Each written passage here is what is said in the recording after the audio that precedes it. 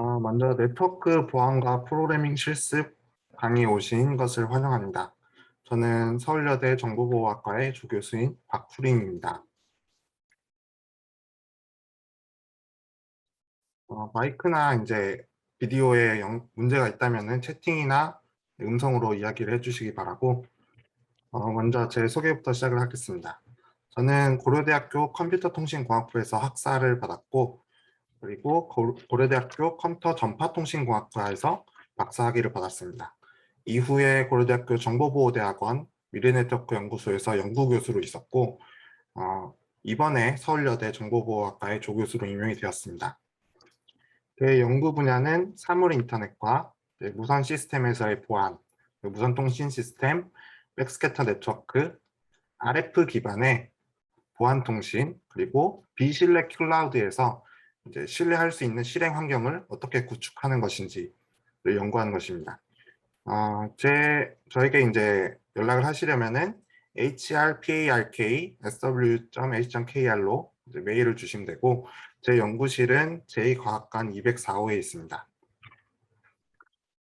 이 과목을 간략하게 소개를 드리자면, 과목명에서 보듯이 이제 네트워크와 보안 그리고 프로그래밍 세 가지를 다루게 됩니다. 먼저 컴퓨터 네트워크의 기초를 먼저 다룰 것이고, 이 컴퓨터 네트워크에 대한 이해를 바탕으로 시큐리티 이슈와 솔루션에 대해서 다뤄보려고 합니다. 그리고 이제 네트워크 프로그래밍은 현재 들어서 점점 네트워크 프로그래밍의 범위가 넓어지고 있지만, 가장 근본적인 BSD 소켓 API를 기반으로 한 네트워크 프로그래밍을 다루려고 합니다. 네트워크에 대한 기초가 여기서 이제 첫 4주 동안 다룰 예정인데, 이것이 중요한 이유가, 저희가 시큐리티 이슈만 보고 그것에 대한 솔루션만 본다고 해서 이 문제가 어떤 곳에서 문제가 발생을 했고, 이것을 이제 솔루션을 제시한 사람들이 어떻게 풀어 나갔는지와 같은 것에 대한 백그라운드를 이해하기 위해서는 이 컴퓨터 네트워크에 대한 기초가 필요하다고 생각이 되기 때문에, 이제 첫 4주 동안 이 Fundamentals of Computer Network를 리뷰하는 시간을 갖도록 하겠습니다. 그리고 이 과목이 실습 과목이기도 하기 때문에, 실습은 네트워크 어널리시스 툴, 와이어샤크라고 불리는 네트워크 분석 툴을 활용을 해서 네트워크를 분석하는 것이 한번 있을 것이고, 그리고 네트워크 프로그래밍, BSD 소켓 API를 기반으로 한 네트워크 프로그래밍을 또 수행하려고 합니다. 여기 코스 매터리얼은 제가 딱히 이제 책을 지정해 주지는 않고, 발표 자료 강의 슬라이드로 이제 대체를 하려고 합니다. 대신에 이제 이 강의 슬라이드에 참조한 책들과 슬라이드를 이제 추천드리려고 책을 가져왔는데, 첫 번째 책은 이제 레리 피터슨의 그리고 A Systems Approach라는 컴퓨터 네트워크 A Systems Approach라는 책입니다. 이 책은 이제 이 2011년에 최신 개정판인데, 이 당시만 해도 미국 전 대학에서 가장 컴퓨터 네트워크라는 과목에서 많이 쓰였던 교과서이고요. 이 책의 특징으로 한다면은, 네트워크는 대칭적 구조로 구성되어 있습니다. 저희가 일반적으로 생각하는 그런 선으로 연결된 네트워크나 무선으로 연결된 그런 물리적인 현상의 네트워크, 그리고 그 위에 이제 어떤 비트를 보낼 것인지, 누구한테 보낼 것인지 결정하는 링크 레이어나 네트워크 레이어, 그리고 그것을 제어하는 전송 계층, 그리고 그 위에 응용 계층들이 있을 것이고, 그것들을 이제 아래쪽에서 물리 계층에서부터 응용 계층까지 이제 위로 올라가면서 살펴본다라는 측면에서 바텀업 어프로치를 취하고 있습니다. 이와 반면에 이제 제임스 크루즈의 컴퓨터 네트워킹 어 탑다운 어프로치라는 책은 현재 이제 컴퓨터 네트워크에서 가장 교과서로 유명한 책인데, 이 책은 거꾸로 바텀업 어프로치 대신에 탑다운 어프로치를 취합니다. 그래서 응용 계층에서 전송 계층, 그다음 네트워크 계층으로 내려가는 것이고요. 이 책에서는 챕터 8에 컴퓨터 네트워크 보안이라는 파트가 있어서 이후에 이 부분을 좀 다루려고 합니다. 그리고 네트워크의 기초는 세 번째 책인 리차드 스티븐스의 라는 분의 TCP/IP Illustrated라는 책을 이제 기반으로 하고 있는데요. 제가 성균관대에 이제 정진욱 교수님이라는 분의 이 강의 슬라이드, 공문으로 된 강의 슬라이드를 구할 수 있어서 그것을 이제 기반으로 리뷰를 하려고 하고요. 이 분의 책이 굉장히 좋은 책인데 문제가 되는 점은 이제 94년에 이분이 초판 인쇄를 하고 이후에 이제 몇 년이 안 되어서 돌아가셨다는 점입니다. 이 이후에는 케빈 폴이라는 분이 인터넷 소사이어티에서 유명하신 분인데 그분이 2판을 인쇄를 하셨는데 그 2판에서는 분량이 굉장히 방대해졌기 때문에 짧은 시간에 리뷰를 하기 어려워서 이제 볼륨 1으로 가져왔고요. 이 책이 중요한 이유는 실제로 TCP/IP를 개발하신 분들이 이 책을 기반으로 개발을 하셨고 그분들이 추천하는 책이 또 이 책이 되겠습니다. 그래서 이제 가장 컴퓨터 네트워크에 권위가 있는 책으로 알려져 있습니다. 컴퓨터 보안 쪽은 이제 네트워크 보안이니까 보안 쪽을 다루려면 이 웬리앙 투라는 분의 컴퓨터 시큐리티와 핸즈온 어프로치라는 책이 있는데 이 책은 컴퓨터 시큐리티의 어떤 이슈들과 솔루션 그리고 그런 실무적인 것들로 잘 구성이 되어 있습니다. 한 가지 문제는 이것이 이제 국내에는 나오지 않아서 이제 아마존 같은 것들로 구해야 되는데 그리고 미국인들을 대상으로 하다 보니까 영어가 굉장히 어렵습니다. 평상시에 저희가 쓰는 그런 영어가 아니고 그리고 이 웬리앙 두라는 분이 특징이 자신이 웹페이지에 실습 프로젝트를 게시를 하고 있습니다. 그 실습 프로젝트는 버추얼박스와 같은 가상 환경으로 컴퓨터 네트워크를 구성을 하고 그 네트워크의 실제 이슈를 발생을 시키고 거기에 솔루션을 적용하는 걸로 구성이 되어 있는데 이것이 이제 굉장히 잘 되어 있어서 마지막 책이 이제 윌리엄 스탈링스라는 분도 자신의 네트워크 시큐리티 이센셜이라는 책에서 이제 윌리엄 투의 실습을 같이 진행하면 더 이해가 빠를 것이다 라는 것으로 이제 추천을 하고 있고요. 마지막 윌리엄 스탈링스라는 분은 네트워크 시큐리티뿐만이 아니고 그냥 컴퓨터 전반 보안, 그다음 컴퓨터 시스템, 컴퓨터 구조, 운영체제 등 이제 전 분야에서 컴퓨터 학에 대한 저술하시는 분입니다. 그래서 이제 기초에서는 조금 부족하다라는 판단이 들어서 이제 이 책을 그대로 가져오진 않았고요. 만약에 네트워크 시큐리티에 대해서 자신이 독자적으로 공부를 하고 싶으시다 하면은 이제 이 책을 사서 스스로 공부해 보는 것도 추천드립니다. 이 강의의 평가는 출석 체크 10%, 지각과 결석이 있을 텐데 지각이 3번이면 한 번의 결석으로 간주할 것이고요. 교칙에는 3분의 1 이상의 결석이 있으면 학점이 나가지 않도록 되어 있는 것으로 알고 있습니다. 그리고 시험은 70%인데 중간고사와 기말고사로 이루어져 있고 기말고사는 단순히 미드텀과 파이널 에그잼 사이가 아니라 전 범위로 진행될 예정입니다. 과제 10%는 네트워크 분석 도구인 와이어샤크를 활용해서 자신의 네트워크를 분석을 해서 보고서를 제출하는 것으로 하려고 하고 프로젝트는 소켓 API를 활용해서 네트워크 프로그래밍을 제가 어떤 목표를 제시해 줄 건데 그것에 대한 프로젝트를 수행하면 되겠습니다. 그래서 이제 프로젝트를 수행하는 데 있어서는 C 프로그래밍을 하는 것이 이제 필수적이 될 것입니다. 당연히 이제 홈워크하고 프로젝트, 시험 같은 경우는 스스로 진행을 해야 되고요. 논의하는 것은 가능하지만 이제 다른 사람의 숙제를 카피하거나 코드 쉐어링하거나 뭐 보여주는 것조차도 이제 부정행위로 간주를 하도록 하겠습니다.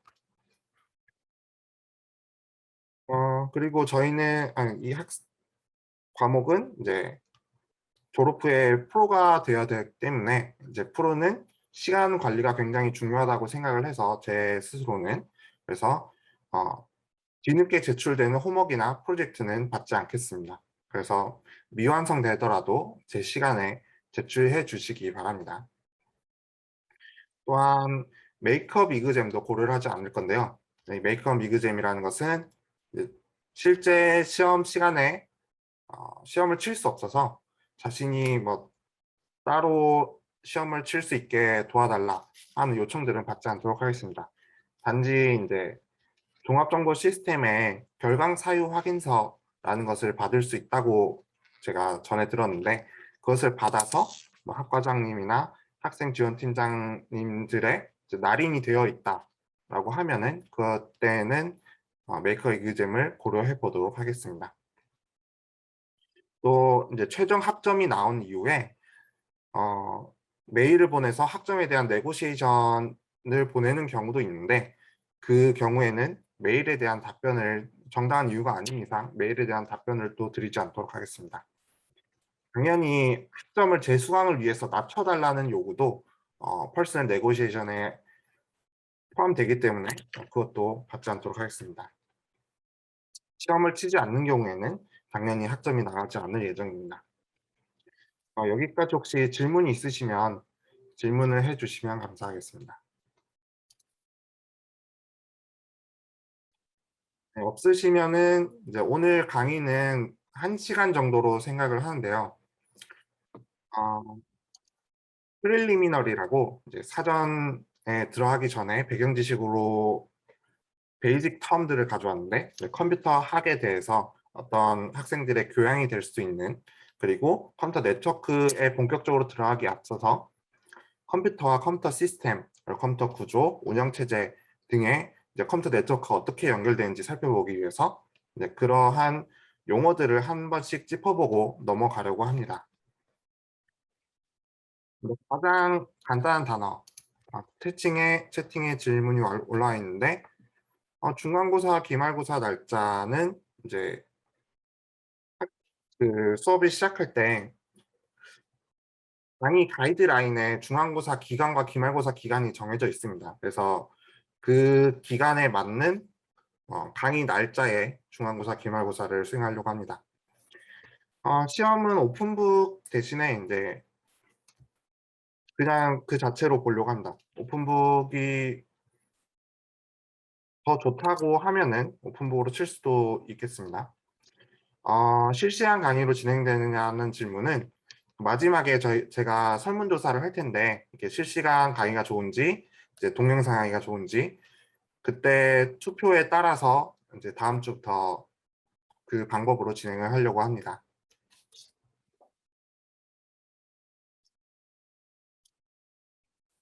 네, 강의로 돌아가자면 일단 컴퓨터라는 단어에 대해서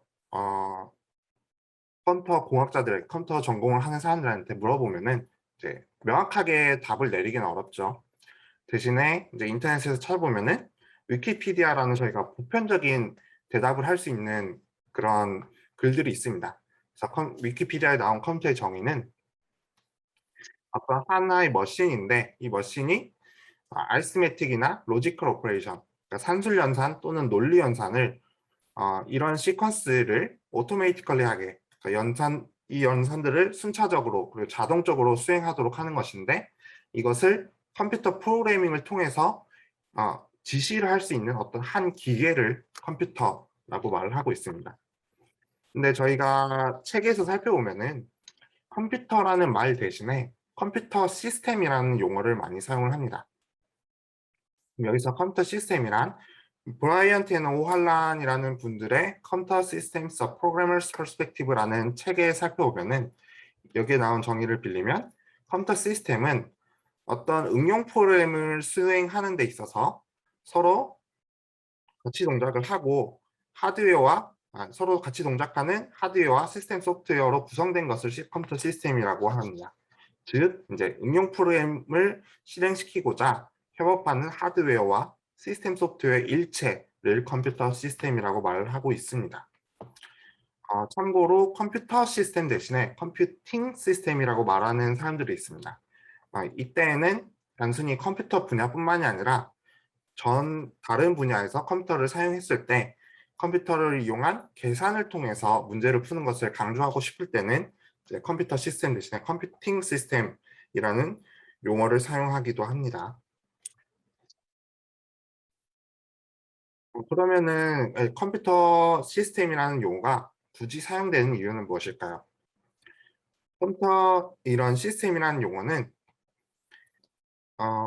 이 해리스 앤 해리스, 해리스라는 성을 가진 두 분이 디지털 디자인 앤 컴퓨터 아키텍처라는 책에서 밝히기로는 어, 컴퓨터라는 대상이 너무 복잡하기 때문에 컴플렉시티를 설명하기 어렵기 때문에 이 컴퓨터의 문외한인 사람, 레이퍼슨들에게 엔지니어나 컴퓨터 사이언티스트들이 이것들을 설명하기 위해서 대상이 너무 복잡하기 때문에 이를 단순화, 정확하게는 추상화해서 설명하기 위해서 이제 사용하는 단어입니다. 이 시스템이라는 단어는 대상이 실질적이든 간에 추상적이든 간에 그 각각의 구성 요소들이 서로 인터랙트, 상호작용을 하면서 전체의 하나를 구성을 하고 이런 것들이 모두 공통적인 목표를 향해서 서비스를 수행하는 그런 것들의 집합을 시스템이라고 합니다. 즉 이제 시스템이라는 것은 어떤 정확한 객체가 아니라 이 시스템이라는 것을 말하는 사람들의 관점이 반영이 되어서 어떤 것들의 집합이다라는 이제 저자들의 생각을 이제 담고 있는 단어입니다. 그래서 이 컴퓨터 시스템이라고 표현할 때 이제 뷰나 퍼스펙티브라는 단어를 통해서 이제 사용을 하곤 합니다. 그러면은 이제 일본의 시스템 공학 관련 책에서 보면은 이런 시스템이라는 정의에 대해서 설명을 하고 있는데 이 시스템은 여러 개의 요소들이 어떤 목적을 달성하기 위해 어떤 법칙에 따라서 조합된 것이라고 설명을 하고 있습니다. 그래서 시스템은 환경과 경계, 그리고 시스템 내부 이렇게 세 가지로 구성이 되는데 환경은 저희가 다루는 시스템의 외부, 그러니까 태양이 뜨거나 바람이 불거나 하는 것처럼 이제 시스템을 통해서 변경할 수 없는 어떤 환경적으로 주어진 것, 보통은 환경 변수라고도 설명을 하는데 시스템 공학을 통해서 바꿀 수 없는 것을 이제 환경이라고 하고 이 환경과 시스템 내부를 나누는 것이 경계가 되겠습니다. 그럼 경계 안에는 시스템이 존재를 하는데 이 시스템은 각각의 서브 시스템으로 구성이 돼서 이런 서브 시스템들 간의 상호작용을 통해서 우리가 어떤 목적을 위해서 동작을 하게 됩니다. 그러면 이 서브 시스템 간의 상호작용을 즉 이제 인터페이스라고 말을 하는데 저희가 다루려는 그런 소켓 API는 이런 인터페이스가 되겠습니다. 그래서 각각의 서브 시스템들 간을 연결을 해주고 각각이 어떤 통신할 수 있도록 하는 것이 인터페이스라고 생각하시면 되겠습니다. 컴퓨터 시스템이 이제 사용하는 사람들에 따라 다양한 관점을 반영하고 있다라고 말씀을 드렸는데 첫 번째로 이제 그 앞서 나왔던 컴퓨터 시스템스 프로그래머스 퍼스펙티브, 프로그래머의 관점에서 보면은 컴퓨터 시스템은 하드웨어와 소프트웨어로 구성이 되는데 하드웨어는 프로세서, 메모리, 입출력 장치로 구성이 되고 소프트웨어는 오퍼레이팅 시스템, 응용 프로그램으로 구성이 됩니다. 사실 프로그래머의 입장에서는 이런 상위 계층의 계층적 구조만 알면 되기 때문에 이제 어떻게 동작하는 것을 알 필요는 없지만 스탈링스의 OS 책을 보면은 이 스탈링스는 운영체제에 대한 설명을 하기 위해서 좀 더 자세하게 다루고 있습니다. 응용 프로그래밍은 라이브러리와 연결이 되어 있고 라이브러리를 다루기 위해서 앞서 말씀드렸던 API라는 것을 사용을 하고 라이브러리는 또 운영체제와의 소통을 통해 하드웨어에 명령을 하게 되죠. 그때 ABI라는 것이 또 사용이 되고 오퍼레이팅 시스템은 하드웨어에 직접적인 명령을 내기 위해서 인스트럭션 셋을 활용을 합니다. 이런 것들이 이제 각각이 연결되어 있는 것을 이제 이 사람의 관점에서는 확인할 수 있게 되고요. 전기전자공학 관점에서 디지털 디자인이라는 책에서 보면은 좀 더 깊숙하게 이제 물리학적인 관점, 전자 그리고 전자를 다루는 뭐 저항이나 앰플리파이어 뭐 등과 같은 디바이스들 그것을로 구성할 수 있는 서킷 이 아날로그 서킷 회로에서 좀 더 논리적인 회로가 있을 것이고, 이 논리적인 회로에서 어드레스나 메모리와 같은 진짜 논리를 다루고, 그것의 로직을 이제 서로 연결하고 구조화하는 마이크로 아키텍처가 있을 테고, 그 위에 또 아키텍처, 오퍼레이팅 시스템, 응용 프로그램이 존재하게 됩니다. 이렇게 이제 다양한 관점의 컴퓨터 시스템이 있을 테고, 사실 컴퓨터 시스템 외에도 이제 컴퓨터 구조나 컴퓨터 조직이라는 단어를 사용하기도 합니다. 이것을 이제 국내에서 혼용돼서 사용을 하기도 하는데, 컴퓨터 구조라 함은 컴퓨터라는 말을 들었을 때 보통 이제 하드웨어를 어떻게 배열하느냐, 어떻게 연결시키느냐를 떠올릴 텐데, 컴퓨터 아키텍처라는 것은 사실 이런 하드웨어에 대한 연결보다는 이 하드웨어 위에서 동작하는 그런 논리적인 구조를 이제 컴퓨터 아키텍처라고 합니다. 즉 이제 프로그래머들이 시스템을 바라보는 관점이 되고, 이 컴퓨터 구조라는 컴퓨터 조직이라는 컴퓨터 오거나이제이션이라는 단어 자체가 이런 컴퓨터 아키텍처를 구현하기 위해서 오퍼레이션 유닛과 어떻게 상호작용을 하는지를 나타내는 것이 이제 컴퓨터 오거나이제이션이 되겠습니다. 그래서 컴퓨터 시스템은 이런 것들을 통해서 구현된 컴퓨터를 이제 결과론적인 입장에서 바라보는 것이 컴퓨터 시스템이라고 보면 되겠습니다. 그래서 이 세 가지를 이제 구분하셨으면 하는 마음이고요. 보통 이제 해외에서는 이 컴퓨터 아키텍처와 컴퓨터 오거나이제이션을 엄격하게 구분을 해서 사용을 합니다. 대신에 국내에서는 컴퓨터 구조라는 책에서 컴퓨터 조직과 컴퓨터 구조를 좀 포함 관계로 사용을 함으로써 약간 혼동이 되는 경우도 있습니다. 다음은 운영체제를 살펴보면서 운영체제와 컴퓨터 네트워크가 어떻게 연결되어 있는지 살펴볼 건데, 또 운영체제에 대한 위키피디아의 정의를 살펴보면은 운영체제는 어떤 시스템 소프트웨어인데, 이 시스템 소프트웨어를 통해서 컴퓨터의 하드웨어와 소프트웨어 리소스를 관리할 수 있는 시스템 소프트웨어입니다. 그리고 컴퓨터 프로그램을 수행하는 데 있어서 도움을 주는 것들을 이제 오퍼레이팅 시스템이라고 말을 하고 있습니다. 이 이제 문장은 어느 정도 오퍼레이팅 시스템에 관한 명확한 역할을 설명하고 있기 때문에 보편적으로 사용되는 대답이라고 할 수 있습니다. 다른 책에서 살펴보면은 Operating System 3 Easy Pieces라는 책에서 살펴보면은 이 오퍼레이팅 시스템은 어떤 body of 소프트웨어 일체인데, 이러한 소프트웨어를 통해서 프로그램을 수행하는 것을 쉽게 만들 수 있는 것에 책임을 지고 있고, 그리고 이 프로그램들이 서로 메모리를 공유할 수 있도록 얼로잉하는 역할을 수행하며, 또한 디바이스들과 상호작용을 할 수 있도록 하는 것을 이제 오퍼레이팅 시스템이라고 부른다고 하고 있습니다. 그리고 또한 쉬운 방법으로 올바르게 그리고 효율적으로 시스템이 동작하도록 하는 것에 책임을 지고 있다라고 말을 하고 있습니다. 스탈링의 OS를 책을 보면은 이 OS는 어떤 한 프로그램이라고 설명하고 있는데, 이 프로그램이 어플리케이션 프로그램의 실행을 제어하고, 또한 이 어플리케이션들과 컴퓨터 하드웨어의 사이에 있는 인터페이스로서 동작을 하는 것을 운영체제라고 설명을 하고 있습니다.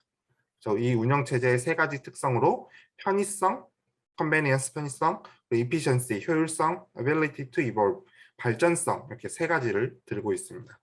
정리를 하자면 운영체제라는 것은 하드웨어와 응용 프로그램 사이에 껴서 응용 프로그램이 하드웨어 자원 및 소프트웨어 자원을 컴퓨팅에 가능하도록 돕는 프로그램을 말합니다. 운영체제가 하는 일을 정리를 해보자면, 운영체제는 메모리 관리와 접근 제어를 수행하고, 응용 프로그램이 직접 하드웨어에게 접근하지 못하고 이제 운영체제를 통해서만 실행할 수 있도록 실행 제한을 하는 일도 하며, 다양한 프로그램이 동시에 진행이 될 때 이런 프로세스들을 스케줄링하는 역할을 수행합니다. 또한 각 프로세스들 간에 어떤 정보의 교환이 필요할 때 그 정보 교환을 맞는 통신을 맡기도 합니다. 다음은 이제 파일과 네트워크 디바이스 등의 입출력 제어인데, 저희가 컴퓨터 네트워크 프로그래밍을 한다는 것은 이 운영체제를 통해서 이 프로그램이 교환하고자 하는 정보를 마치 파일에 입출력하는 것처럼 네트워크 소켓이라는 것에 입력을 하고, 그다음에 다른 프로그램이 입력한 값을 이제 입출력 제어를 통해서 다시 프로그램이 받아오는 것들이 이제 네트워크가 되겠습니다. 또한 운영체제는 파일 시스템 관리 같은 일도 하고, 운영체제는 또 이제 커널이라고 불리기도 하는데요. 운영체제에 커널이 포함되게 됩니다. 근데 이 커널이라는 것은 어, 항상 컴퓨터에 동작을 하는 어떤 하나의 프로그램을 말합니다.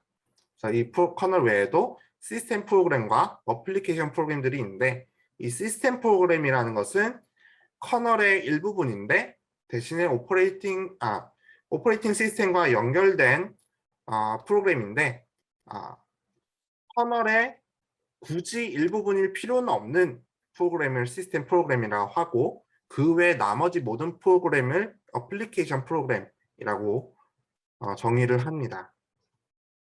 1980년대에 나온 The Design of the Unix Operating System, 저희가 윈도우 전에 이제 유닉스라는 프로그램이 처음 나왔죠.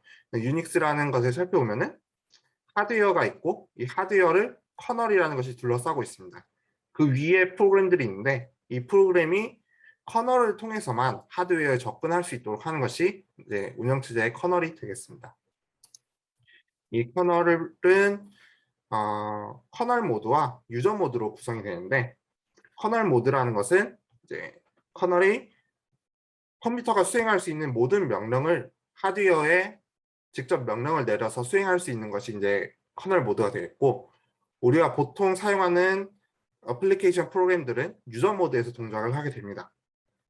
유저 모드에서는 제한적인 인스트럭션 셋만 수행이 가능하고, 하드웨어에 대한 제어를 하기 위해서는 시스템 콜을 통해서 커널 모드로 변경을 해서 이제 커널 모드에 존재하는 어떤 서브 시스템들 간의 상호작용을 통해서 하드웨어에 명령을 하고 하드웨어의 결과값을 가져오는 그런 것이 되겠습니다.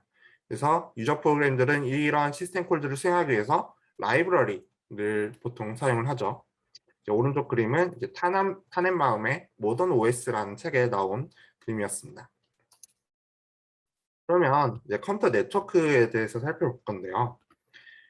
먼저 네트워크라는 것은 뉴만 네트워크스 on Introduction이라는 책에 살펴보면은 가장 간단한 설명으로 collection of points라고 설명을 하고 있는데, 이 포인트들이 together in pairs by lines, 엣지라고 불리는 어떤 라인들에 의해서 서로 연결된 노드라고 불리는 포인트의 집합이라고 말을 하고 있습니다. 즉 선으로 연결된 점의 집합이라고 말을 할 수 있습니다.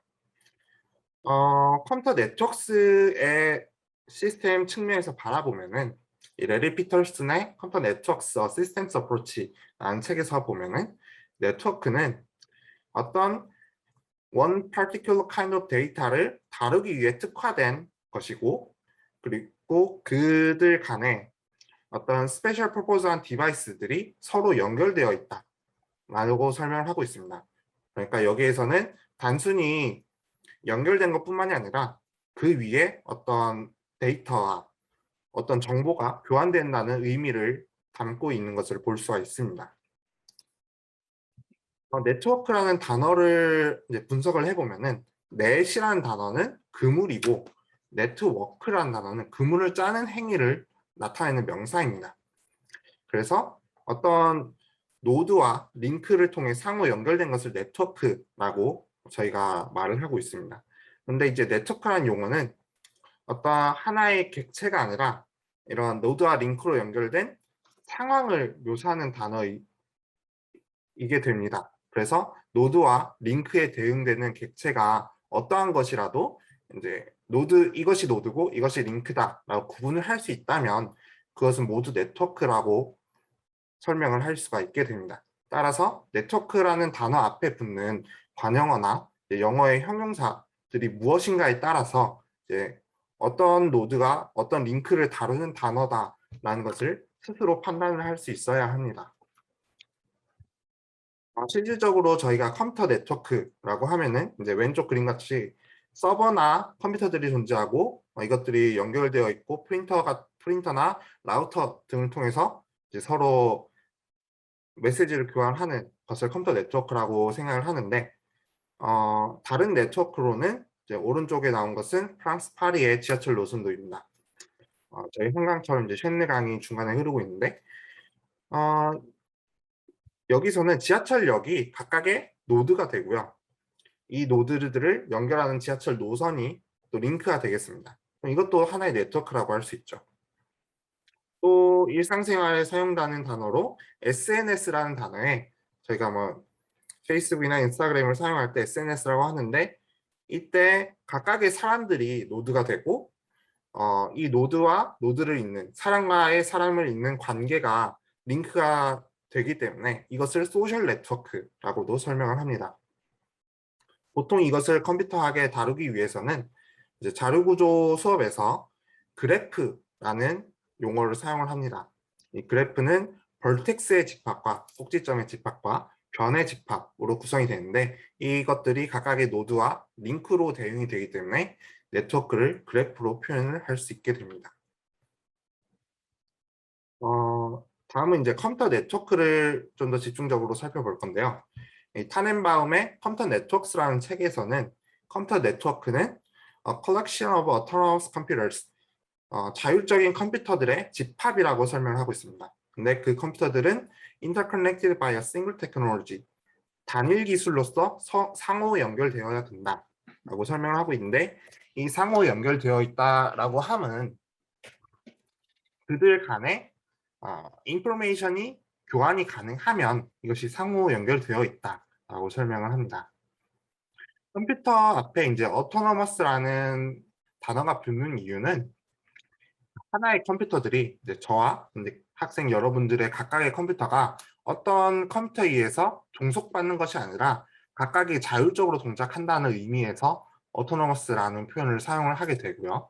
그리고 링크를 연결하는 기술로 이 정의에서는 싱글 테크놀로지라는 말을 사용했는데 저희가 핸드폰에서 볼 수 있듯이 사실은 모바일 통신 기술 그리고 뭐 와이파이나 블루투스, NFC 등 이제 다양한 무선 네트워킹 기술을 활용하고 있기 때문에 이런 이제 현대의 헤테로지니어스 이종 네트워크라는 것을 이제 포함하고 있지 않아서 이제 이 정의는 좀 약간 구식인 정의라고 보시면 되겠습니다.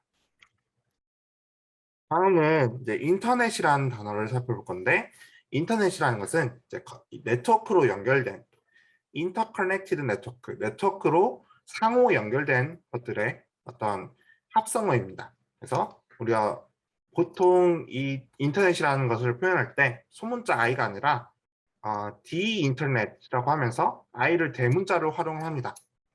이 대문자를 활용하는 이유는 이 인터넷은 어떤 하나의 글로벌 시스템이고 이 글로벌 시스템은 컴퓨터 네트워크들이 서로 연결된 글로벌 시스템이고 그 연결되는 기술이 인터넷 프로토콜 스위치라는 기술에 의해서 연결된 것을 인터넷이라고 표현하고 있습니다. 보통 인터넷을 네트워크 오브 네트워크스라는 표현을 쓰기도 하고요. 여기에서 이제 사용되는 네트워크들은 프라이빗 할 수도 있고 퍼블릭 할 수도 있고 아카데믹, 비즈니스, 가버먼트 네트워크 등이 될 수도 있고 혹은 로컬, 지역적이거나 글로벌 스코프를 가질 수도 있습니다. 이런 것들이 일렉트로닉, 와이어리스, 옵티컬 네트워킹 테크놀로지 등을 통해서 서로 연결이 되어 있다라고 하면은 이제 인터넷이라는 단어를 사용하게 됩니다.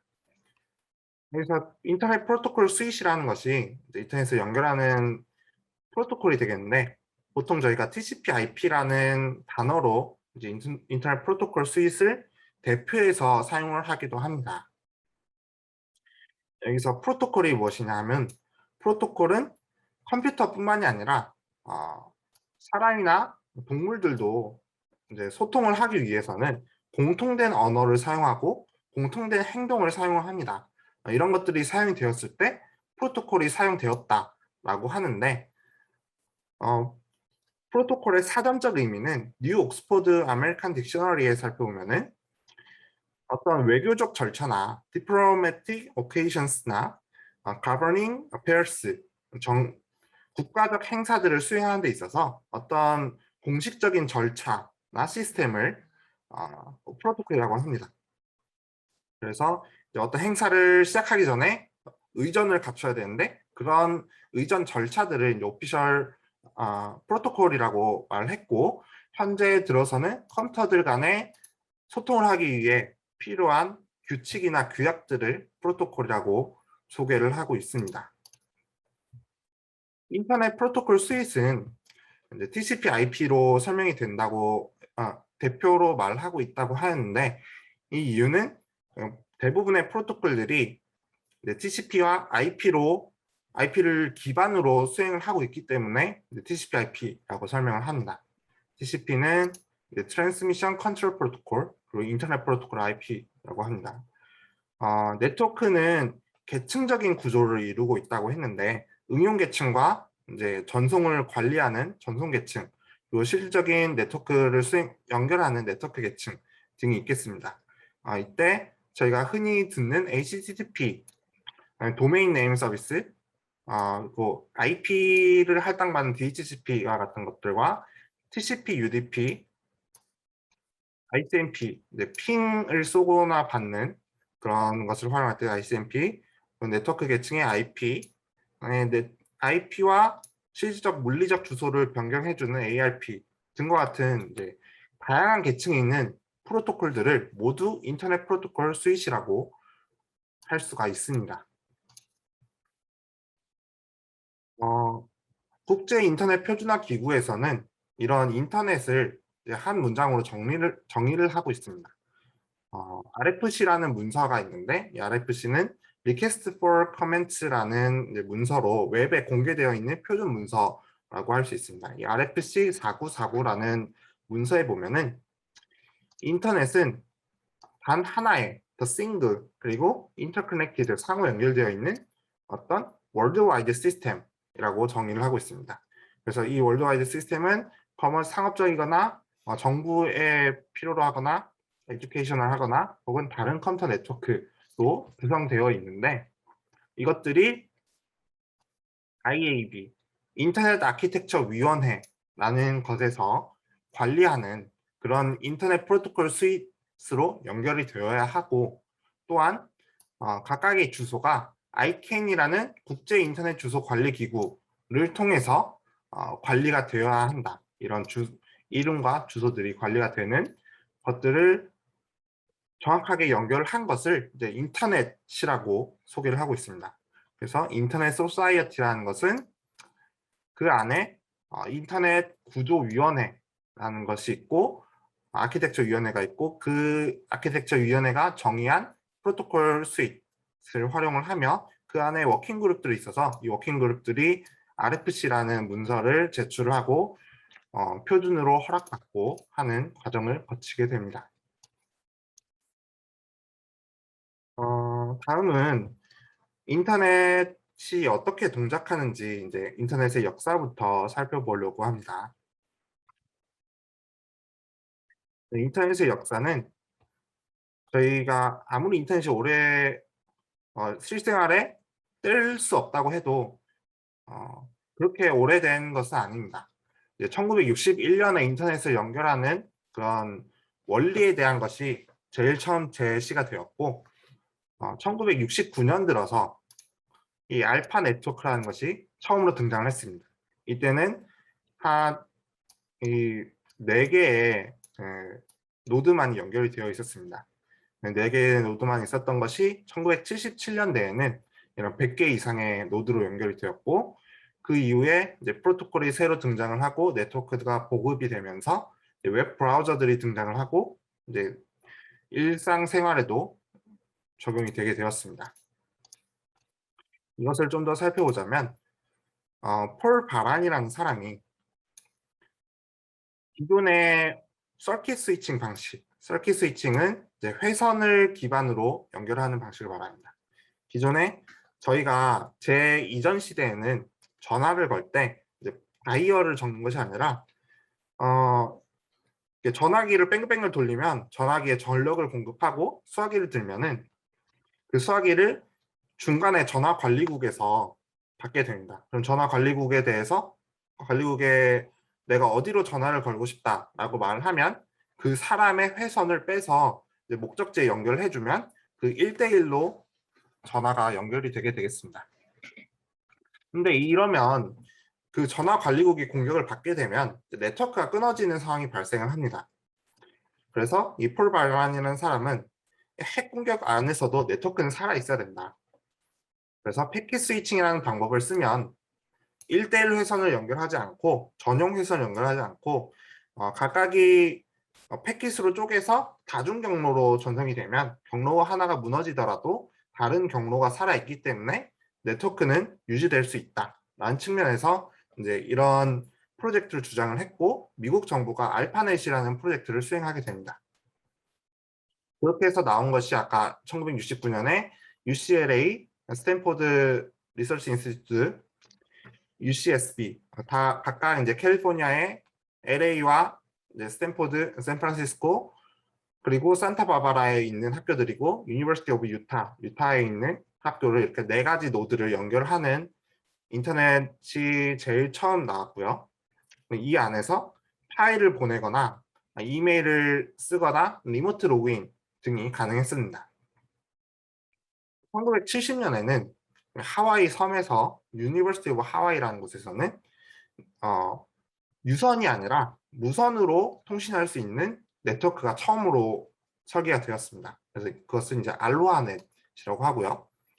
알로하라고 하는 것은 이제 하와이에서 안부 인사로 사용하는 단어인데 이 알로하라는 단어를 가져와서 알로하 프로토콜을 사용한다. 라고 해서 알로하 프로토콜을 사용한 네트워크, 알로하 네트워크라고 합니다.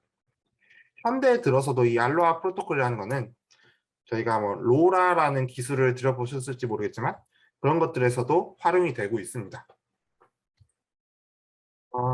1969년에는 이 인터넷이 이제 클레인 락이라는 교수님이 처음 메시지를 보내면서 인터넷이 태어났다라고 소개를 하고 있는데 UCLA라는 대학에서 이 같은 해에 어떤 일이 벌어졌냐면은 인류가 처음으로 달에 발을 디디는 그런 일이 벌어졌기 때문에 위에 이제 사진을 같이 가져왔습니다. 그래서 첫 번째에 보내진 이메일이라고 하는 것은 이 알파 네트워크에서 1971년에 보내졌는데 이때는 왼쪽 아래 이제 흑백 사진에서 보듯이 이때 이 컴퓨터들이 이 정도 크기였는데 이 컴퓨터들이 각각 미니 컴퓨터였습니다. 이 미니 컴퓨터에 쿼티 자판기로 구성된 타자기에 글을 쓰면은 이 글이 이메일 네트워크를 통해서 옆에 컴퓨터로 도착을 했습니다. 그러면은 그 타자기에서 처음 보냈던 메시지가 적혀 올라오는 그런 것이 되었고 이때가 이제 첫 번째 이메일이라고 하고 있습니다. 이후에 1974년에 밥칸이라는 분과 빈트 서프라는 분과 밥칸이라는 분이 두 분이서 인터넷 네트워킹 네트워크의 구조라는 것을 제안을 합니다.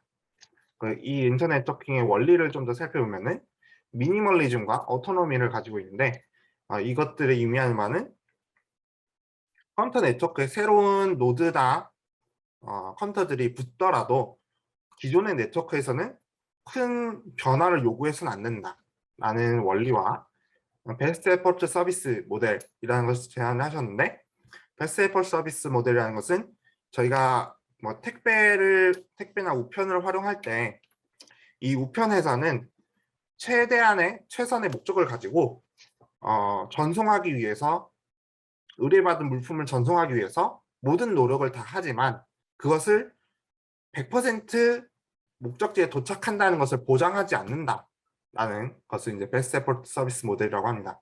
그래서 각각의 우리 컴퓨터 메일을 보낼 때도 메일이 실패하는 경우가 있는데 그것처럼 메일을 전송할 때 100% 보장을 하지 않는다는 것을 서비스 먼저 제안을 하셨고요.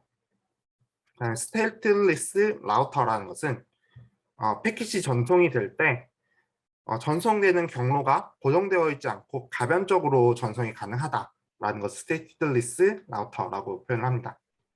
그리고 네트워크라는 것은 어떤 중앙 제어가 아니라 각각 분산적으로 동작한다는 의미에서 Decentralized Control이라고 설명을 하고 있고요.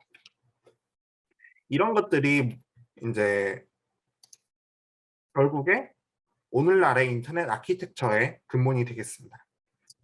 1988년도에는 이런 인터넷에 연결된 것이 10,000개의 호스트였다면 1993년도에는 100만 개의 호스트가 연결되어 있었고 1993년도에 또한 모자이크라는 최초의 웹 브라우저가 등장을 하게 됩니다.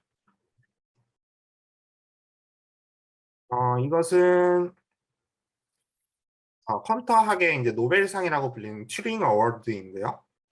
이 튜링 어워드를 앞서 말씀드린 두 분, 빈트 서프와 밥 칸 두 분이 받았습니다. 2004년에 Fathers of the Internet이라는 명칭으로 받으셨는데 사실 이 두 분뿐만이 아니라 앞서 이제 UCLA에서 처음 인터넷에 메시지를 보내셨던 그 클레인 락이라는 교수님까지 합쳐서 세 분을 보통 저희가 인터넷의 아버지다라고 표현을 하고 있습니다.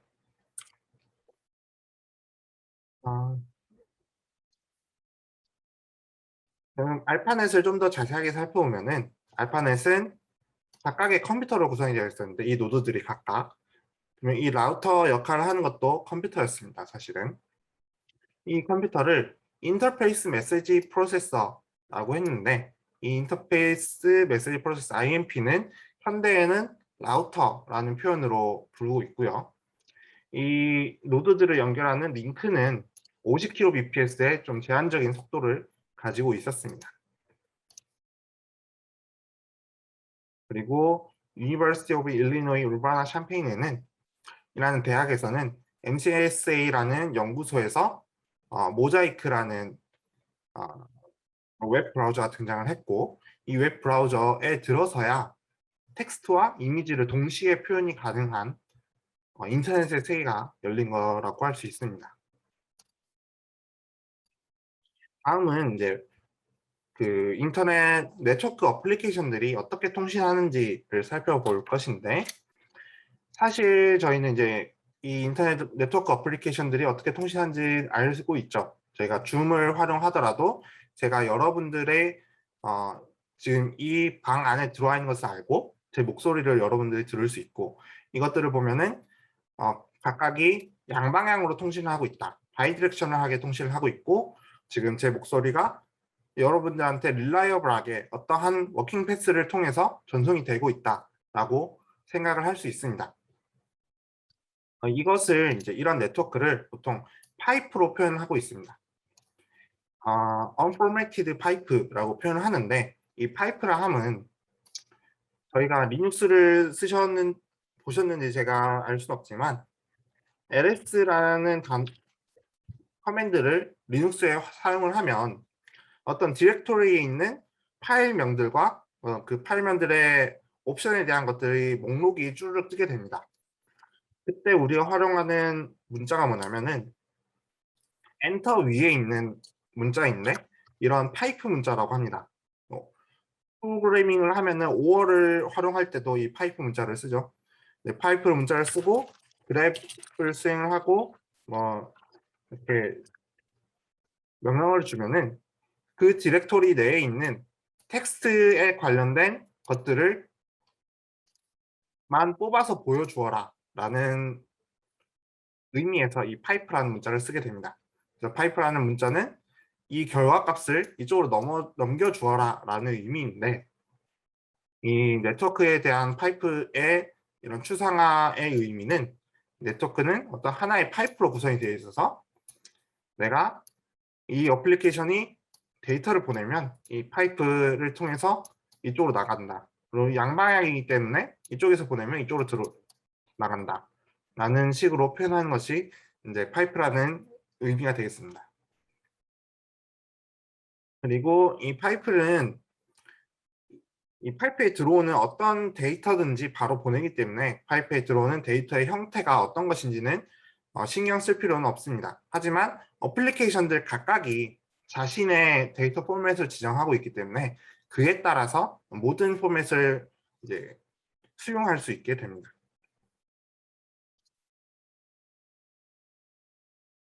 이 파이프에 대한 견해를 좀 더 이상적인 의미에서 살펴보면은 서버와 클라이언트가 존재를 하고요. 노트북과 서버가 존재를 하는데 이 중간이 하나의 파이프인 것처럼 보이지만 사실은 이것이 패킷 형태로 쪼개져서 패킷 헤더를 달고 패킷 데이터를 달고 각각의 라우터를 통해서 전송이 됩니다. 경로가 어찌 되든 간에. 대신에 이 각각의 라우터는 이 주소 정보를 읽고 이 주소 정보에 맞는 경로로 설정을 해서 전송을 해주게 됩니다. 그때의 과정을 라우터에서 store and forward라는 과정이라고 표현을 하게 됩니다. 네, 방금 이상적인 케이스였고요. 사실은 이 데이터들이 굉장히 크기가 커서 한 번에 전송을 할 수는 없습니다. 그래서 패킷 단위로 쪼개서 전송을 하는데 이 패킷이 각각 전송이 되는 데 있어서 손상이 될 수도 있고요. 혹은 순서가 뒤바뀌어서 도착을 할 수도 있습니다. 혹은 하나의 전송이 늦어져서 클라이언트가 재전송을 함을 통해서 중복되어서 들어올 수도 있고요. 혹은 이런 어떠한 라우터가 공격을 받아서 내 데이터 큐가 꽉 찼다 하면은 새로 들어온 데이터는 버려지게 되죠. 그럼 버려지는 것을 발생하기도 하고요. 이러한 문제점을 해결하는 것이 저희가 이제 앞서 배울 네트워크 기초에서 배울 TCP와 IP라는 것이 되겠습니다.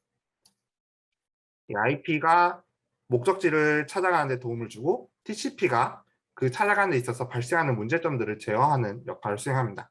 그 위에 네트워크 프로그래밍을 통한 어떤 응용 프로그래밍들이 존재를 하게 됩니다. 저희 웹 브라우저들도 여기에 속하게 되고요. 그리고 앞서 드렸던 운영체제에 대한 설명을 에서 유추할 수도 있듯이 프로그램 위에 프로그램 아래 운영체제가 존재를 하고 이 TCP와 IP 같은 것들은 운영체제의 커널이 다르게 됩니다. 그래서 우리는 이것과 이것 사이에 shared API라는 것을 사용을 하게 됩니다. 이것을 이제 다룰 예정이고 오늘의 수업은 여기까지가 되겠습니다.